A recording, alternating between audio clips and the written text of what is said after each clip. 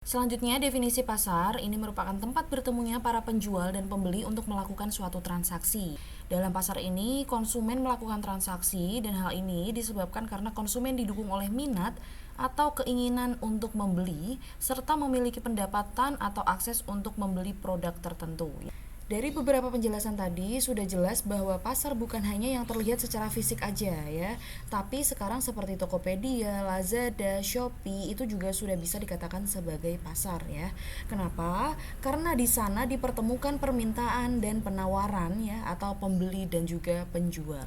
Selanjutnya ada analisis deret waktu atau berkala.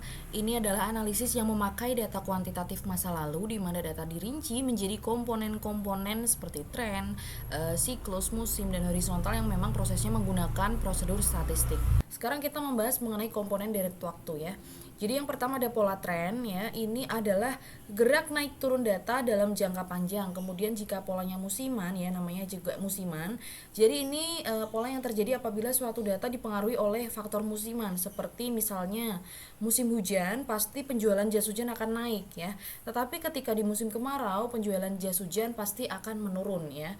Kemudian untuk pola siklis ini terjadi bila data dipengaruhi oleh fluktuasi ekonomi jangka panjang seperti yang berhubungan dengan siklus bisnis.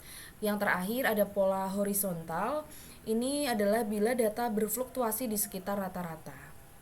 Nah, ini adalah bentuk persamaan tren dan menghitung tren. Jadi tren itu ada dua ya. Yang pertama ada tren linier, yang kedua adalah tren non-linier. Sekarang yang akan kita bahas adalah yang tren liniernya.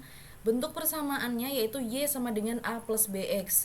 Dimana untuk mencari A, kalian harus mencari dulu sigma Y, kemudian dibagi dengan N. N di sini adalah jumlah datanya.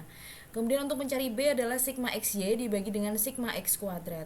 A di sini adalah konstan, B itu slope atau arah garis trennya, X-nya ini merupakan variabel bebas dan Y-nya adalah variabel terikat ya. Untuk menghitung metode tren ya atau metode dalam menghitung tren ini ada 4. Yang pertama adalah metode bebas, yang kedua metode setengah rata-rata, yang ketiga metode rata-rata bergerak, dan yang keempat adalah metode kuadrat terkecil atau least square. Yang akan kita pakai adalah yang nomor 4 yaitu metode kuadrat terkecil atau least square. Selanjutnya langkah dalam menghitung tren dengan metode kuadrat terkecil atau metode least square ini. Yang pertama kita perlu dulu menentukan data tahun. Apakah data tahun itu merupakan data ganjil atau data genap. Ini penting banget ya karena nanti untuk menentukan skalanya ya. Nah, yang pertama, bila jumlah data tahun tidak habis dibagi 2, yaitu datanya adalah data ganjil, dipakai skala yang X-nya adalah 1 tahun ya. Tahun dasar diletakkan pada tahun yang di tengah. Misalkan nih di sini ada data dari 2006 sampai 2012. Ini kalau kita hitung ya 2006, 2007, 2008, 2009, 2010, 2011 dan 2012 ini adalah jumlah tahunnya ada 7 tahun ya. Jadi tidak habis dibagi 2, makanya kita cari tahun yang di tengah-tengahnya ya, yaitu ada di tahun 2009. Nah, kita letakkan skala atau angka 0 di 2009. Jadi X-nya dimulai dari angka 0 ketika datanya itu ganjil ya. Kemudian data di atasnya, tahun di atasnya kita tambahkan 1. Ketika di atasnya lagi kita tambahkan lagi 1. Jadi 2010 adalah X-nya 1, 2011 X-nya 2, 2012 X-nya 3 karena ditambah 1 lagi. Jadi ketika di sini nanti ada tahun 2013 ya, maka X-nya adalah 4. Ya. Ketika nanti tambah lagi tahunnya 2014, berarti X-nya adalah 5 ya. Tetapi ketika kita lihat di sini tahun sebelumnya ya, itu 2009 ke 2008 itu di min 1. Terus 2007 juga dikurang 1, 2006 dikurang 1. Jadi nanti di 2005 juga otomatis dikurang 1. Dan di sini X-nya adalah min 4. Ketika di 2004 ini adalah X-nya nanti jadinya min 5. Ya, karena dikurang 1 terus. Kemudian yang kedua, bila jumlah data tahun habis dibagi 2, yaitu datanya adalah data genap, kita pakai skalanya X-nya itu setengah. Setengah di sini maksudnya adalah nih, di sini ada contoh dari data 2007 sampai 2012 ya. Tahun dasar diletakkan pada pertengahan tahun ya. Contohnya jadi karena ini datanya itu dari 2007 sampai 2012 kan 6 tahun, kita cari tengah-tengahnya kan nggak bisa. Jadi otomatis tengah-tengahnya itu ada di antara tahun 2009 sampai 2010. Makanya di sini saya tuliskan nolnya adalah di tengah-tengahnya ya. Kemudian tahun 2010 1, tahun 2011 3, tahun 2012 5, nanti di sini tahun 2013 ya. Tahun 2013 di sini adalah 7 ya. Jadi tahun 2013 di sini adalah 7. Tahun 2014 di sini adalah 9. Jadi angka ganjil ya, tambah 2 tambah 2. Nah, ini adalah contoh analisis deret waktu ya. Diketahui ini jumlah tahunnya sudah saya tulis di sini adalah N-nya adalah 7, dihitung ya. 2004, 2005, 2006, 2007, 2008, 2009, 2010 adalah 7 ya. Total permintaannya ya, ini sigma atau total permintaannya adalah 1420 ya. Jadi pada tahun 2004 permintaannya ada 150. Yang perlu kita cari adalah X-nya ya. X-nya ini adalah skala tadi. Kemudian X kuadrat dan juga XY. Karena ini datanya ganjil, kita akan lebih mudah untuk menentukan X-nya ya. Jadi tahun di tengahnya adalah ini. Nah, kita cari aja 3 tahun di atasnya dan 3 tahun di bawahnya. Jadi tahun tengahnya adalah di 2007. Jadi di sini adalah X-nya 0. 2006 ini min 1, min 2, minus 3 ya. 2008 ini 1, 2, 3. Oke, next. Nah, seperti ini ya. Untuk X-nya, karena ini data ganjil, maka X-nya kita sudah bisa cari tahun yang di tengah-tengahnya, yaitu 2007 ya. Kemudian untuk X kuadratnya, kita kuadratkan aja dari ini. Min 3 dikuadratkan ya, jadi positif ya, 9 dan seterusnya. Kemudian kita cari sigmanya. Sigmanya adalah 28. Nah, setelah itu kita kalikan ya X dengan Y. Jadi untuk tahun 2004 150 dikalikan dengan min 3 ya, hasilnya adalah minus 450. Sorry. Kemudian di tahun 2005 permintaannya atau Y-nya 170, kita kalikan dengan X min 2. Nah, diperoleh hasil XY min 340. Begitupun terus sampai tahun 2010. Nah, setelah itu kita cari sigmanya. Nah, di sini diperoleh sigmanya adalah 370. Ketika sudah seperti ini, kita sudah bisa langsung menghitung untuk dimasukkan ke persamaan Y sama dengan A plus BX ya. Sebelum kita masuk ke persamaan ini, kita harus menghitung atau mencari nilai A dan juga nilai B ya. Untuk mencari nilai A tadi apa? Sigma Y dibagi N. Ya sudah, ini kan kita sudah cari sigmanya nih. Tinggal dibagi aja 1420 dibagi 7, hasilnya ada 202 sekian. Sorry ini. Nah, kemudian untuk B-nya adalah sigma XY dibagi sigma X kuadrat. Ya, ini juga tinggal dicari hasilnya. Kemudian kita ketemu nilai A 202,86, kita masukkan ke persamaan ini ya. Kita masukkan ke persamaan ini, Y sama dengan 202,86 ditambah 13,21X. Nah, X ini adalah nanti bisa untuk menghitung penjualan di tahun-tahun berikutnya. Kenapa seperti itu? Nih saya contohkan ya. Berarti kalau ada soal berapakah nilai penjualan untuk tahun 2011, nah kita taruh di sini di bawahnya 2010, 2011. Nah, berarti ini X-nya ada berapa? Berarti X-nya adalah 4. Nah, makanya kita langsung masukkan aja ke persamaan Y sama dengan A plus BX. X-nya kita ganti dengan angka 4. Sehingga diperoleh Y adalah 256. Nah, di sini nanti untuk permintaannya di tahun 2011 adalah 256. Ketika kalian diminta untuk menghitung di tahun 2012 misalkan ya, saya taruh di bawahnya sini. Nah, itu juga sama, berarti X-nya di sini adalah 5 dan seterusnya. Jadi nanti tinggal diganti X di persamaan ini aja. Oke. Sekarang kita masuk ke analisis regresi. Ini adalah seperangkat prosedur statistik untuk menemukan faktor-faktor nyata yang paling penting yang mempengaruhi penjualan. Nah, untuk contohnya di sini ada data penjualan dan juga biaya ya. Untuk penjualan sebesar 120, biaya yang dikeluarkan adalah 150 ya. Dan di sini yang saya kasih warna merah ini adalah sigma. Ini jumlah atau total dari penjualan. Kita diminta untuk mencari XY. X-nya adalah X dikali Y, jadi tinggal dikalikan aja. 120 dikalikan 150, 150 dikalikan 125 sampai dengan 149 dikalikan 132 ya.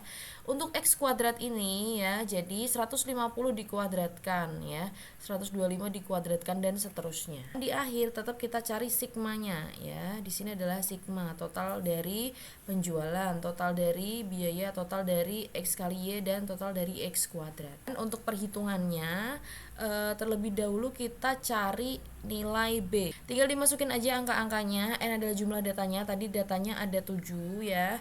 Kemudian ini angkanya dimasukin sehingga diperoleh nilai B min 0,2. Nah, setelah itu kita baru cari nilai A. Ya, nilai A adalah rumusnya sigma Y kurangi B dikali sigma X dibagi N. Nah, sehingga diperoleh hasil 179,49. Nah, kalau kita sudah tahu ada nilai B, maka kita sudah bisa langsung memasukkan ke dalam persamaannya, yaitu Y sama dengan A plus BX. Kita masukkan nilai A tadi berapa? 179, sekian. Nilai B-nya adalah min 0,2 ya. Jadi langsung aja dimasukin min 0,2X. Nah, ini adalah persamaannya untuk analisis regresi. Kemudian di soal diminta untuk hitunglah berapa besar penjualan jika biaya yang dikeluarkan adalah sebesar 200. Nah, 200 ini adalah X-nya. Oke, jadi persamaan ini kita tinggal masukin aja ya. Y sama dengan 179,49 dikurangi 0,2X. Nah, X ini adalah biaya yang dikeluarkan, yaitu sebesar 200. Diperoleh hasil Y-nya adalah 140. Aspek pemasaran di sini ada STP. Jadi segmentasi adalah membagi pasar menjadi beberapa kelompok pembeli yang berbeda yang mungkin memerlukan produk atau marketing mix yang berbeda pula. Agar segmentasi pasar itu dapat berguna dengan maksimal, maka ada beberapa hal yang memang harus diperhatikan ya. Yang pertama ada measurability atau dapat diukur. Maksudnya adalah besar pasar dan daya beli di segmen ini tuh dapat diukur walaupun memang ada beberapa komponen yang sulit diukur. Kemudian accessibility atau dapat dijangkau, maksudnya adalah sejauh mana segmen ini bisa secara efektif dicapai dan dilayani oleh produsen walaupun memang ada kelompok pasar potensial yang sulit untuk dijangkau. Selanjutnya besar segmen ya, maksudnya seberapa besar segmen yang harus dijangkau agar penjualan suatu produk itu bisa menguntungkan secara signifikan. Dan yang terakhir adalah dapat dilaksanakan, maksudnya adalah sejauh mana program yang efektif itu dapat dilaksanakan untuk mengelola segmen ini. Nah, di dalam segmentasi itu ada beberapa. Yang pertama adalah segmentasi berdasarkan geografis ya.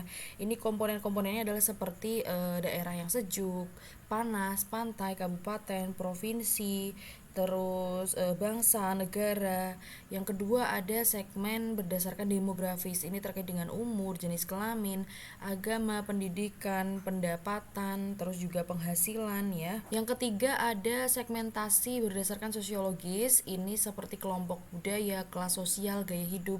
Dan yang keempat ada psikografis. Ini terkait dengan kepribadian, sikap, manfaat suatu produk, pengetahuan dan lain-lain. Selanjutnya ada targeting. Ini adalah mengevaluasi keaktifan setiap segmen, kemudian memilih salah satu segmen pasar atau lebih dari satu untuk dilayani.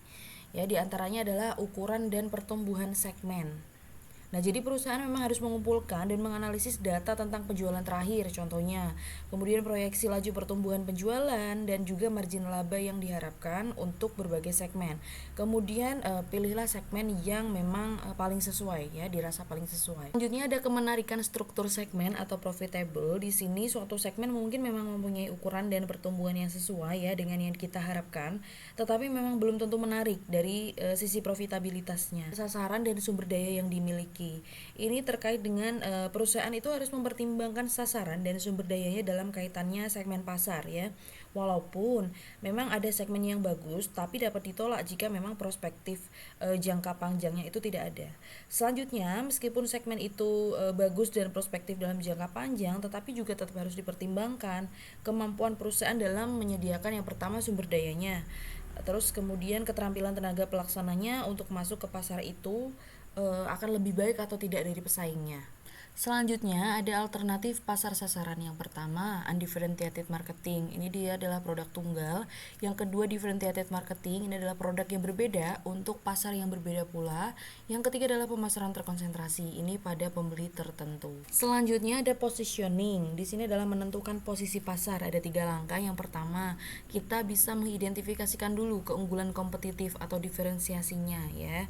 Jadi perusahaan itu bisa mendiferensiasikan tawarannya sehingga berbeda dari tawaran pesaing. Misalkan dibedakan menurut produknya, diferensiasi produk, diferensiasi jasa atau layanan, diferensiasi personil, dan juga diferensiasi image atau citra. Yang kedua, bisa memilih keunggulan kompetitif.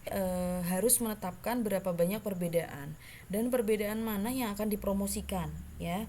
Perusahaan sebaiknya itu menentukan posisinya dengan lebih dari satu pembeda, tapi memang jangan terlalu banyak juga ya. Dan tidak setiap pembedaan bisa dijadikan faktor pembeda. Yang ketiga, ada mewujudkan dan mengkomunikasikan posisi.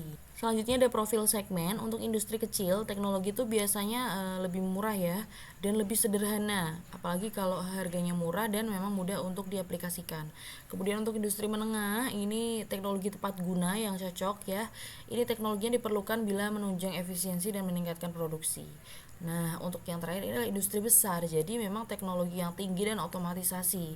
Karena teknologi ini mutlak diperlukan untuk meningkatkan daya saing di industri. Untuk variabel daya tarik segmen itu ada ukuran permintaannya, pertumbuhan segmen, intensitas persaingan, terus kemudian akses terhadap segmen. Kita beri bobot ya sesuai dengan kepentingannya. Mana yang dirasa paling penting itu dikasih bobot yang paling besar ya. Jadi total keseluruhan bobotnya itu harus sama dengan 1 ya. Jadi untuk ratingnya juga ya, untuk ukuran permintaan ini berarti ratingnya dirasa menarik ya. Kemudian yang pertumbuhan segmen ini SM sangat menarik. Untuk yang intensitas persaingan ini cukup menarik, dan akses terhadap segmen ini tidak terlalu menarik ya berarti ya. Kemudian skornya ini didapatkan dari bobot dikalikan dengan rating. Selanjutnya kita masuk ke market space dan market share ya. Jadi apa sih itu market space? Ini adalah ekses permintaan dari penawaran, dan market share adalah bagian pasar yang dikuasai oleh perusahaan atau penjualan perusahaan dibagi dengan penjualan industri. Selanjutnya ada daur hidup produk atau product life cycle ya. Ada 4 tahapan dalam siklus bisnis sebuah produk yang sedang berjalan. Yang pertama adalah tahap perkenalan atau introduction. Ini adalah tahap di mana sebuah perusahaan atau pabrik itu mulai meluncurkan dan mengenalkan produknya kepada masyarakat. Nah, biasanya ketika kalian atau kita nih sering menemukan sebuah produk baru yang sering ditemui baik online maupun offline, itu biasanya sedang dalam tahap perkenalan ya. Biasanya ciri-cirinya tuh kayak yang pertama, promosinya secara besar-besaran, biaya per buahnya masih relatif tinggi, kemudian omset penjualannya tuh masih rendah, dan jumlah produksinya tuh masih sedikit. Yang kedua adalah tahap growth atau perkembangan. Ini adalah tahap di mana sebuah produk itu mulai dikenal dan digunakan oleh konsumen.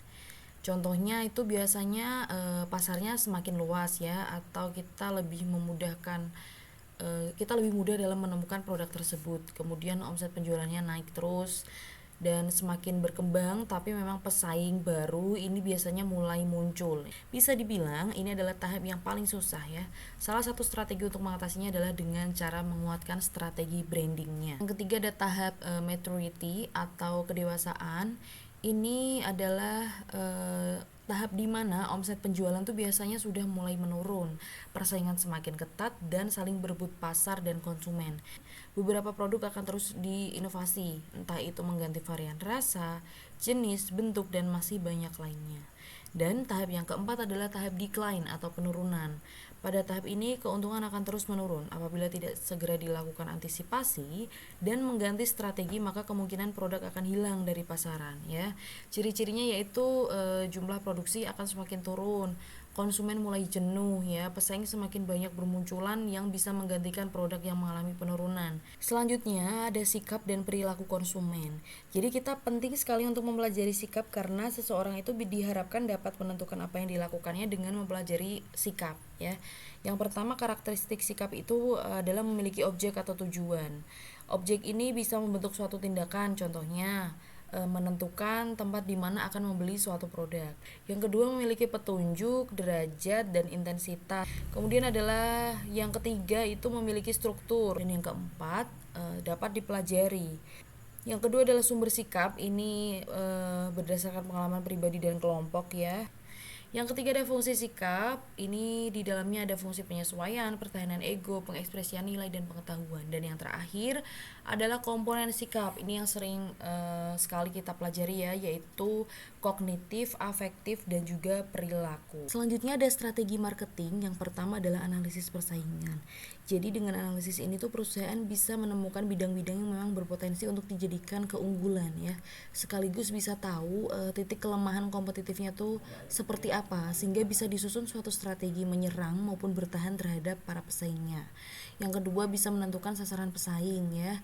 Memang pada dasarnya semua pesaing akan berusaha memaksimalkan laba mereka, tapi pada kenyataannya pesaing itu berbeda dalam penekanan laba ya, baik laba untuk jangka pendek maupun jangka panjang. Apalagi orientasi pesaing itu bukan hanya untuk memaksimalkan laba, tapi memang untuk memuaskan pelanggan yang memang sudah tentu memiliki sasaran yang berbeda dalam hal pangsa pasarnya, mungkin teknologi dan pelayanannya ya. Kemudian yang ketiga ada mengidentifikasi strategi pesaing. Semakin mirip strategi suatu perusahaan dengan perusahaan lain, ini biasanya semakin ketat ya persaingan di antara mereka. Yang keempat ada menilai kekuatan dan kelemahan pesaing. Kemudian ada mengestimasi pola reaksi pesaing. Nah, ini biasanya beberapa pesaing hanya akan bereaksi terhadap serangan tertentu aja dan enggak untuk serangan lainnya. Sehingga beberapa pesaing memang menunjukkan pola reaksi yang dapat diramalkan sebelumnya ya. Tetapi reaksinya tuh biasanya beda-beda. Ada yang bereaksi dengan cepat, ada yang lambat, ataupun bahkan nggak ada reaksi sama sekali. Dan yang terakhir adalah memilih pesaing. Yang kedua ada bauran pemasaran untuk produk jasa. Kalau untuk barang ya, itu adalah 4P kita biasa kenal ya, product, place, price, dan promotion. Ketika untuk produk jasa ini tambah lagi 3 jadi 7P, yaitu tambah people, process, dan juga physical evidence yang termasuk di dalamnya yang tertera pada gambar ya. Next, yang terakhir ada bauran pemasaran untuk produk barang ya. Yang pertama, strategi produknya ini mencakup logo dan moto yang jelas harus memiliki arti, menarik, dan mudah diingat, seperti teh botol sosro ya. Kemudian menciptakan mereknya mudah diingat, modern, punya makna, dan juga menarik. Yang ketiga ada kemasan, ini terkait dengan kualitas, bentuk, warna, dan lain-lain. Dan ada label, ini di mana dibuat, terus cara penggunaannya, expirednya, dan lain-lain. Kemudian ada strategi harga, tujuannya adalah untuk bertahan hidup, memaksimalkan laba, market share, dan juga untuk pesaing ya. Untuk metode penetapan harga, yang pertama ada diskriminasi harga, yaitu menurut pelanggan, bentuk produk, tempat, dan juga waktu. Dan yang kedua adalah harga produk baru. Ini termasuknya adalah market skimming pricing, market penetration pricing. Yang ketiga ada place, ini adalah faktor yang berpengaruhnya tuh pasar yang pasti atau pelanggan, karakteristik produk, pertimbangan pengendalian, dan jenis distribusinya ini adalah distribusi intensif, eksklusif, dan selektif. Dan yang keempat adalah promotional mix, ini adalah advertensi, sales promotion, public relation, personal selling, dan juga direct marketing. Sekian yang dapat saya sampaikan terkait dengan aspek pasar dan pemasaran dalam studi kelayakan bisnis. Terima kasih. Wassalamualaikum warahmatullahi wabarakatuh.